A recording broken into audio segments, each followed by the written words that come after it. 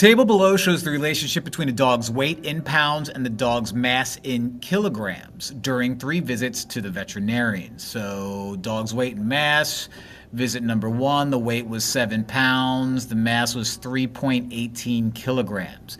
Visit number 2, the dog got bigger, 12 pounds, 5.45 kilograms. Visit number 3, 15 pounds, 6.82 kilograms.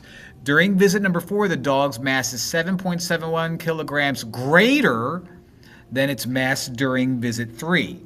All right, so if I were to add another row to this, okay, row 4, visit number 4 would be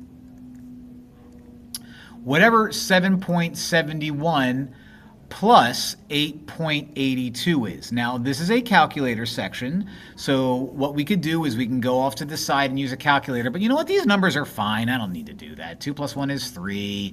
8 plus 7 is, what is that? 15. Carry the 1. 1 plus 6 is 7. 7 plus 7 is 14. Don't forget the decimal. 14.53. 14.53. Now, my job is to find out what the weight would be during visit 4. So what I'm going to do is I'm going to take what I already know and create a proportional relationship. So I know 7 pounds is 3.18 kilograms. So I will say 7 over 3.18 pounds per kilograms is going to equal, I don't know pounds, so I'll call you X, over 14.53 kilograms. Now, in order to solve a proportion, you crisscross applesauce.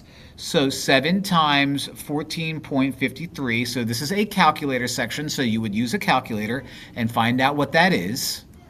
And you would find out that that's 101.71, and you would set that equal to 3.18x, so 3.18x.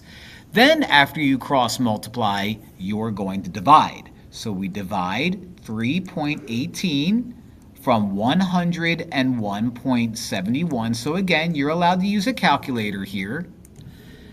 That number is approximately 31.98 blah, blah, blah, blah, blah, blah, blah. Now, why am I saying blah, blah, blah, blah, blah? Well, because it wants us to round it to the nearest pound. So 31.98 is basically 32 pounds, which is going to be C.